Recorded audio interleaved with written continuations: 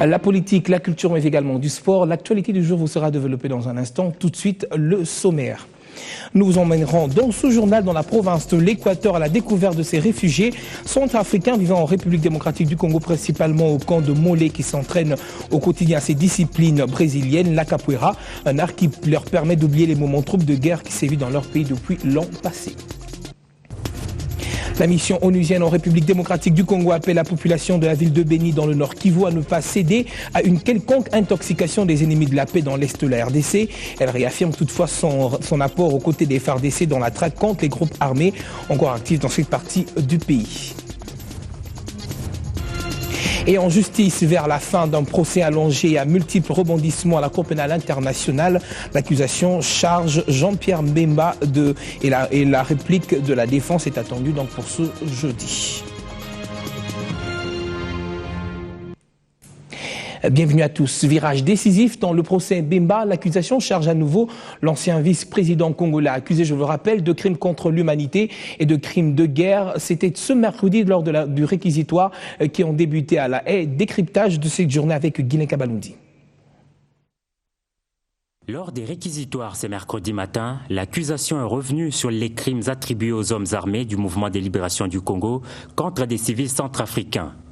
2 membres de l'équipe d'accusation ont exposé les moments forts des témoignages des victimes entendues lors des audiences. L'accumulation de ces témoignages détaillés montre selon l'accusation que la preuve des faits ne peut plus être mise en doute. Le but de l'accusation est de prouver les recours systématiques à la violence contre les civils et au viol comme arme de guerre et d'intimidation. Des faits que Mbemba connaissait d'après elle et n'a pas empêché. En tout, l'accusation aura 3 heures pour faire entendre ses arguments et présenter ses conclusions finales. La parole passera enfin aux avocats de la défense, probablement c'est jeudi 13 novembre dans la matinée. Et puis lutte contre l'impunité des crimes relevant de la Cour pénale internationale commis sur le territoire congolais. Les partenaires au développement de la RDC ont, au cours d'une conférence d'experts organisée, levé leur voix contre ces fléaux. En même temps, souhaité renforcer les capacités et l'efficacité des juridictions nationales afin de lutter contre des actes ignobles et également traduire en justice les auteurs de ces crimes graves. Ils sont déterminés à lutter davantage contre l'impunité des crimes relevant de la CPI. Des crimes qui se commettent essentiellement en RDC suite à la résurgence des atrocités. Ces partenaires au développement de la RDC veulent conjuguer les efforts pour apporter des réponses aux judiciaires aux violations constatées contre des civils dans l'est du pays. La question était inscrite à la conférence d'experts organisée par le PNUD dans le but de créer un cadre de réflexion et de concertation en cette matière. L'importance de développer un cadre national, notamment en matière de stratégie de poursuite, est primordiale. Il est donc essentiel de mener une réflexion sur le renforcement des capacités de poursuite, mais aussi sur la place des victimes, ainsi que sur la coordination des partenaires si l'on veut améliorer la lutte contre l'impunité des crimes. Janine Mabunda, quant à elle, salue l'initiative et souhaite que l'image de la RDC soit améliorée en dépit de quelques progrès réalisés jusque-là. Toute initiative qui permet en tout cas d'améliorer l'ambition nationale que nous avons en tant qu'État, de lutter contre l'impunité pour des crimes contre l'humanité ou des crimes de violence. Là, dans ce sens, nous devons la soutenir, puisque c'est la volonté de la nation congolaise aujourd'hui de ne plus laisser les crimes atroces impunis. Et donc c'est le sens de ma présence ici, particulièrement en matière de lutte contre l'impunité au travers de la répression des crimes pour faits de viol. Le chemin pour mettre un terme à la culture de l'impunité en RDC reste encore loin, mais seule la détermination de tous pourra atteindre cet objectif escompté. Autre chose à présent, l'intensification des combats contre les rebelles ougandais de l'Alliance des forces démocratiques opérant dans le territoire de Béni, nous sommes là dans le Nord Kivu, reste l'une des priorités de la mission onusienne en République démocratique du Congo. Elle a une fois de plus réaffirmé ce mercredi au cours de son hebdomadaire point de presse, mais également des éclaircissements ont été apportés sur les manifestations de la population de Béni contre les agents de la MONUSCO. C'était un point de presse hebdomadaire de la MONUSCO essentiellement sécuritaire. D'abord, l'intensification des combats contre les rebelles ougandais de l'Alliance des forces démocratiques, ADF, accusés d'être responsables de la mort de plus d'une centaine de personnes en un mois, lors d'une dizaine d'attaques à la machette. Plus d'engagement militaire, ce que nous sommes en train de faire, c'est d'avoir une plus grande présence sur le terrain, c'est d'appuyer efficacement les FARDC au plan stratégique, créer des synergies pour être efficace et pouvoir le faire. Nous sommes en train de le faire, nous sommes en train de revoir notre dispositif, aussi bien avec les FARDC qu'en interne à l'intérieur de la mission. Vous avez parlé de... Ensuite, la confirmation par la MONUSCO de la volonté de Cobra Matata et de quelques éléments de sa milice, les FRPI, de se rendre après l'intensification des combats contre lui et son groupe. La pression militaire qui a été exercée sur les éléments du FRPI par les forces armées de la République démocratique du Congo, soutenues en cela par la MONUSCO, évidemment, aujourd'hui nous permet de voir l'avenir avec beaucoup plus de sérénité et nous nous tenons prêts pour apporter tout notre soutien pour mettre un terme de manière définitive aux activités de ce groupe armé qui sème la violence et la désolation au sud du territoire du Roumour et enfin ramener la paix pour les populations civiles dans cette partie du territoire. Enfin, la MONUSCO demande d'avoir tué un motocycliste. Selon elle, les bataillons tanzaniens de la brigade d'intervention de la force de la MONUSCO n'ont jamais tiré sur un motard dans la région des Béni, au Nord Kivu. Les investigations sont tout de même en cours et une cellule de crise a été activée à cet effet. Vous aurez des réponses. Merci. Et puis sachez qu'une délégation mixte, ministère de l'Intérieur et Commission électorale nationale indépendante, mais avec également des experts de la province du Kasaï oriental, ont entamé depuis ce mardi un travail de fond sur l'identification et la certification des groupements. Objectif, permettre à la Commission électorale nationale indépendante d'élaborer la cartographie électorale en prévision des prochaines échéances électorales. Il est question pour les trois partis, le ministère de l'Intérieur, la Commission électorale nationale indépendante, CENI, ainsi que la province du Kasaï oriental, représentée ici par le gouverneur Alphonse Ngoï Kassange et les députés provinciaux membres de la Commission PAJ, de corriger les imperfections dans l'octroi des statuts aux différents groupements qui composent cette province. Une pléthore qui scinde aujourd'hui ces groupements en deux catégories, des groupements de fait et des groupements de droit. L'identification et la certification de ces différents groupements vont à coup sûr aider la CENI à établir la cartographie électorale puisque les groupements en lui-même constituent une circonscription électorale. En tout cas, il faut remettre de l'ordre dans ce secteur. Les travaux se sont poursuivis sur Caritas, travaux auxquels s'adonnent les experts de la CENI, du gouvernement et de la province. Pour qu'un groupement existe, il faut qu'il ait été d'abord créé. Et quand un groupement existe, il doit être dirigé par un chef désigné selon la coutume. Alors, vous avez un groupement qui existe réellement, qui a été créé et qui a un chef légitime. C'est un groupement qui n'a pas de conflit. Les succès des élections locales, urbaines et municipales reposent entre autres sur l'identification et la certification de ces groupements.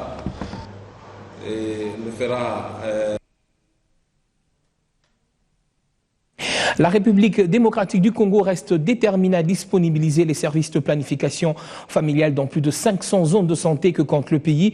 Et pour ce faire, le ministère de tutelle et ses multiples partenaires organiseront très prochainement la 3e conférence nationale sur le repositionnement de la planification familiale. Une conférence de presse inaugurale a donc été organisée ce mercredi. La planification familiale, pilier de développement socio-économique de la RDC.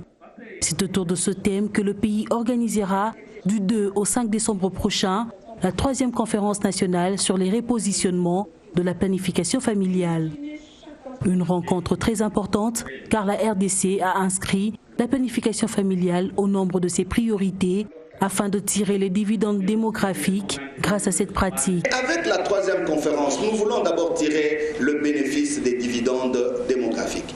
Vous savez, quand nous parlons de l'émergence de la RDC en 2030, nous devons obligatoirement mettre la planification familiale au centre de tout ce que nous devons faire.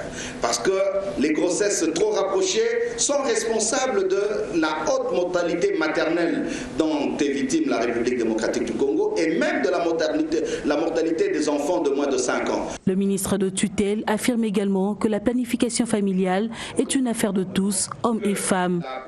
Une loi, a-t-il poursuivi, devrait vite être votée afin d'abroger celle de 1920 contre la contraception. La loi sur la planification familiale et la santé de la reproduction n'a pas encore été examinée officiellement par la Chambre basse du Parlement, mais cette loi nous a été envoyée également pour des enrichissements. Nous allons continuer à faire le lobbying pour que cette loi soit discutée le plus tôt possible et qu'elle soit votée de sorte que, officiellement, qu'il y ait un texte de loi qui nous mette à l'abri. Comme vous le savez, la loi de 1920 interdit la contraception, interdit la planification familiale. Les partenaires au développement dans l'UNFPA saluent l'engagement du gouvernement et promettent leur implication pour répondre aux besoins non satisfaits qui sont de 30%. Nous, partenaires, nous UNFPA, on a du pain sur la planche. Parce que s'il y a 21 millions de femmes à atteindre, nous ne sommes pas là pour fournir ces ressources, on a les ressources nationales et les ressources des PDF. Mais par contre, on doit mettre en place le système de renforcement de capacité nécessaire, selon notre mandat, pour permettre que les ressources du gouvernement et des partenaires puissent atteindre les cibles visées. Il faut dire que plus de 350 invités nationaux et internationaux prendront part à ces assises sur la planification familiale. Et désormais, l'Association nationale des autorités traditionnelles du Congo a désormais une adresse. Elle est située sur l'avenue des Huileries, au complexe Chabani, dans la commune de La Gombe. Et l'inauguration du 10 siège a eu lieu ce mercredi. Fifi Loukoussa pour le reportage. Elle a maintenant une adresse fixe. L'Association nationale des autorités traditionnelles du Congo est désormais joignable.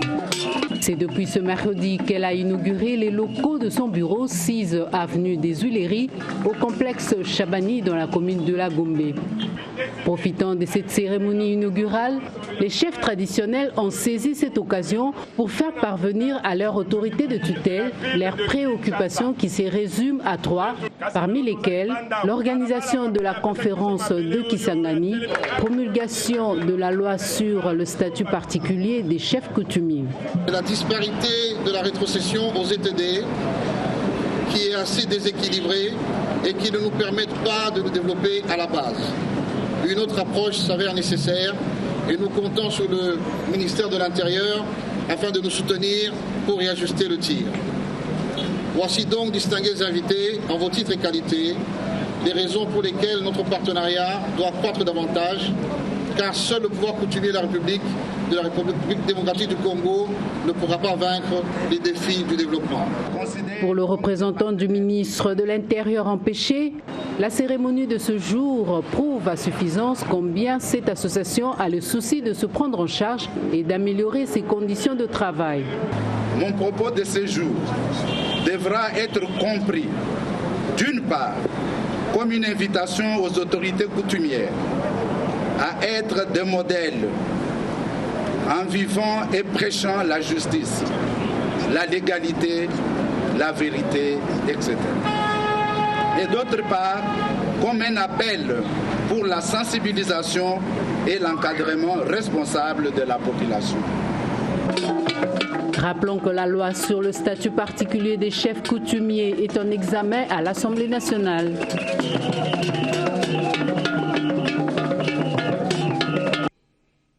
Nous avons parlé de cela au cours de cette édition d'actualité. La planification familiale permet de réduire la mortalité infantile et une maladie qui est considérée, elle, comme la 3e cause de mortalité chez les moins de 5 ans. C'est la pneumonie et ce 12 novembre est consacré à la lutte contre cette maladie à l'échelle mondiale. À Kinshasa, une journée d'échange a été organisée. C'était à l'hôtel Ivest. Patricia Panzo pour le reportage.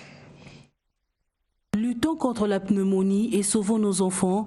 Thème retenu pour la 6e célébration de la journée mondiale de la lutte contre la pneumonie. 3e cause de mortalité chez les enfants de moins de 5 ans, cette maladie est souvent causée par la fumée et la pollution. Toutes les émissions, soit de fumée, sont assez dangereuses du moment qu'on le fait même dans la maison. Est-ce qu'on s'est mis d'accord? Et selon le type du combustible, soit le bois, soit le pétrole, il y a des sortes de particules qui peuvent être toxiques pour la santé. Donc que ce soit le mbaboula avec makala, que ce soit le mbaboula pétrole, toutes ces émissions de fumée-là sont dangereuses pour les enfants. Et quand on les utilise pour faire la cuisson, il faut le faire, en tout cas, à l'air libre, dehors, donc pas vraiment exposer les enfants. C'est aussi dangereux. Parce qu'il y a cette émanation-là, de gaz soit toxique ou de fumée qui peut entraîner la maladie chez les enfants. Le ministère de la Santé publique, à travers le programme national de lutte contre les infections respiratoires aiguës, sont efficacement engagés dans la lutte contre cette maladie. À travers le ministère de la Santé, a mis en place des interventions essentielles qui luttent contre la pneumonie. Il y a d'abord le volet de la protection où nous avons l'allaitement maternel exclusif et plusieurs éléments de protection. Il y a la prévention avec aussi les vaccins, tout ça qui prévient nos enfants contre la pneumonie. Il y a également la prévention de la transmission mère à l'enfant qui prévient aussi contre la pneumonie. On a construit, on a une conception de foyer qui consomme complètement de bois, ce qui fait qu'il n'y a presque pas de fumée et qu'on a besoin de beaucoup moins de bois qu'avec par exemple un feu ouvert où on consomme que peut-être 20 ou 30% du bois.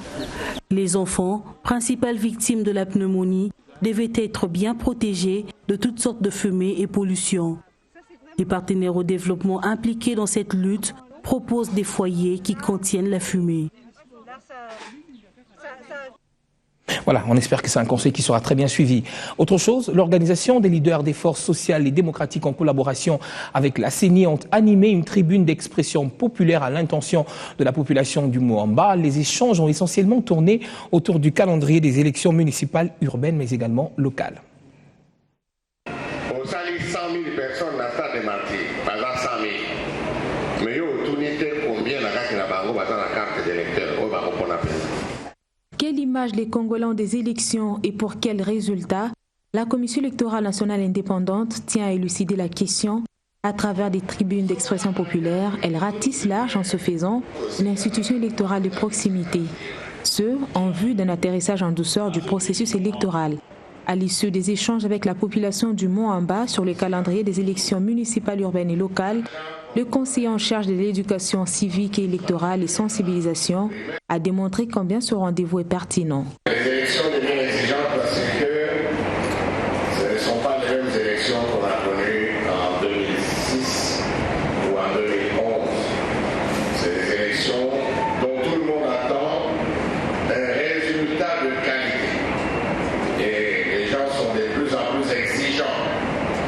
On veut que cette fois-ci, la commission électorale produise de la qualité au niveau de la gestion du processus en amont comme en aval. Animée en partenariat avec l'organisation des leaders des forces sociales et démocratiques, cette structure invite la population non seulement à accompagner le processus électoral, mais aussi à faire preuve de responsabilité pour veiller au poids de son bien-être complet.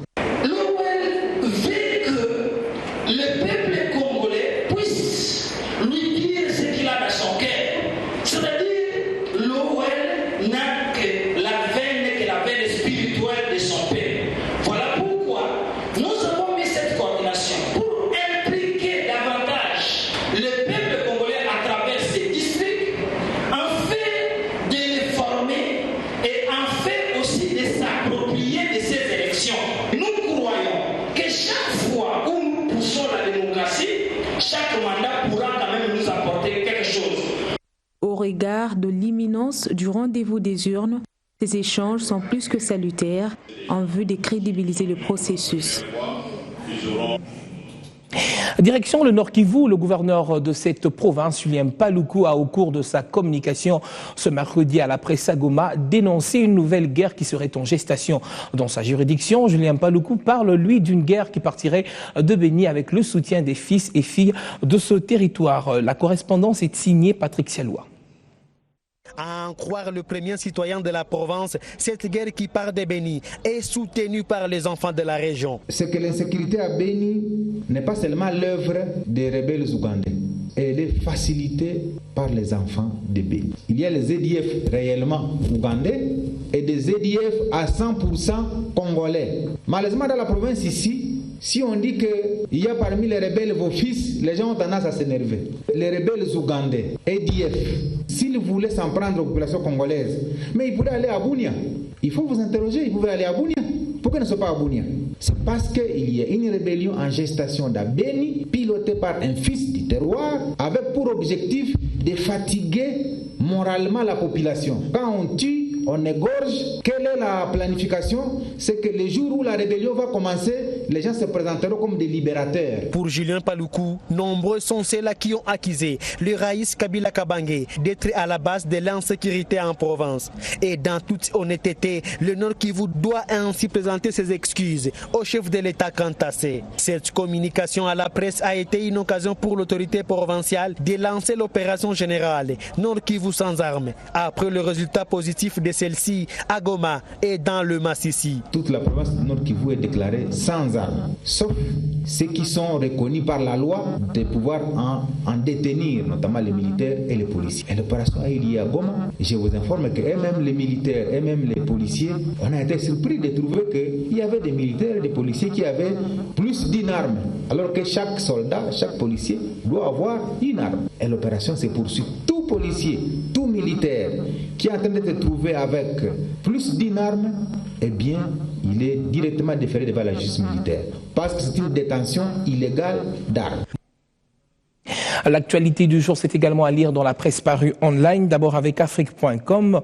Foot CAN 2015, Maroc, lendemain de défaite du rêve au cauchemar. C'est donc à lire dans ce tabloïd. Désigné pays hôte de la CAN 2015, rappelle le journal. Le Maroc ne participera même pas à la compétition puisque la CAF a refusé sa demande de report. Une grosse déception pour Jamel Haït Ben Idir et tout le peuple marocain, que note le journal. Il y avait toujours un espoir qu'il y ait un report avec quand même une participation du Maroc comme l'international Jamel Haït Ben Idir. Le Maroc est tombé de haut mardi lorsque la CAF a destitué le royaume de l'organisation de la CAN 2015 et disqualifié des lions de la classe de la compétition. Après des mois passés à rêver d'un sacre à la maison devant un stade Moulay Abdallah Rabat, tout de rouge vêtu le 8 février prochain au terme d'une grande fête populaire, les Marocains doivent s'y résoudre. Benatia, Baraba et Belhana ne disputeront même pas la compétition. À lire dans Le Monde, Médecins sans frontières confirme le déclin de l'épidémie d'Ebola au Libéria pour ne pas mettre en péril les progrès accomplis au Libéria où le nombre de nouveaux cas de fièvre Ebola semble avoir amorcé un déclin. Médecins sans frontières estime que l'aide internationale doit s'adapter à cette nouvelle phase de l'épidémie et dans un communiqué que relaie le journal en date du lundi 10 novembre, l'ONG en première ligne dans la riposte à l'épidémie confirme que ses équipes dans les pays observent pour la première fois depuis le début de l'épidémie une diminution du nombre de patients atteints par Ebola dans les centres qu'elle gère. Allez, nous allons parler culture, plus précisément du livre avec la deuxième fête du livre de Kinshasa qui a débuté aujourd'hui. Plusieurs auteurs africains, spécialement des Congolais qui ont écrit sur l'histoire du Congo, sont invités à cette grande fête du livre. Le Congo dans la mondialisation, c'est sous ce thème que Kinshasa abrite du 12 au 16 novembre 2014 la fête du livre.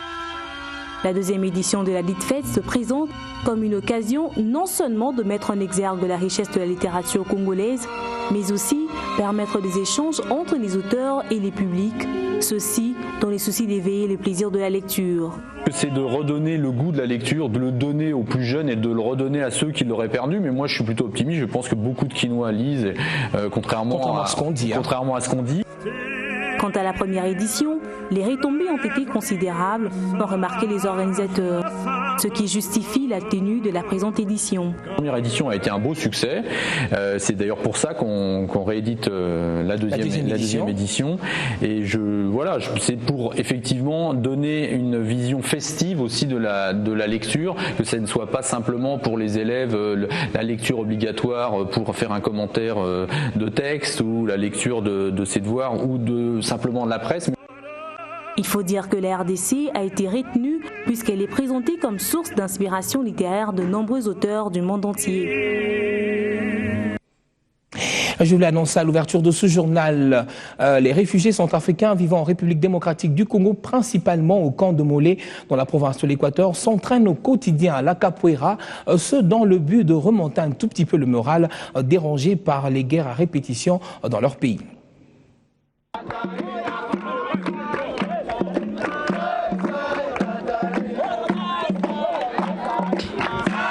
Reconnue comme un art martial à part entière, la capoeira s'apparente au jiu-jitsu. Elle tire son origine du Brésil et sa pratique allie souplesse et dextérité dans les gestes.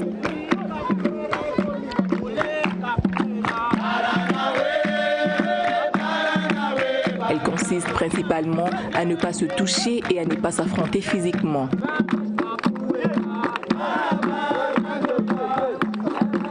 Elle vise à déstresser les pratiquants avec de la musique. Le principe du jeu, c'est juste qu'on est là pour survenir aux besoins des enfants réfugiés avec notre partenariat qui est là, l'ADS sauvegarde de l'environnement. La capoeira les aide à survivre entre eux, à rester entre eux, d'exploiter quelque chose, de faire sortir quelque chose qui est en eux, les aider à survivre ensemble.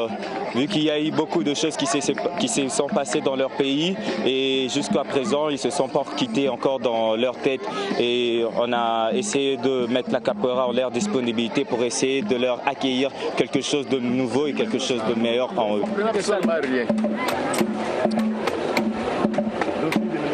Ici, dans le camp des réfugiés de Molé, dans la province de l'Équateur, la pratique de cet art martial vise à canaliser la violence pour ces réfugiés qui ont fui les affres de la guerre en République centrafricaine.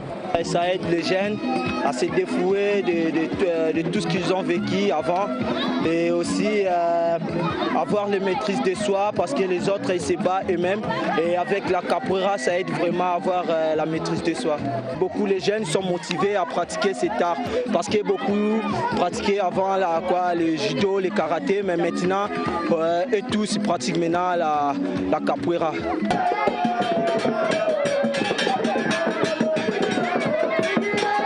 La capoeira est pratiquée par les enfants, les jeunes et même les femmes et joue un rôle dans l'éducation et la réinsertion sociale.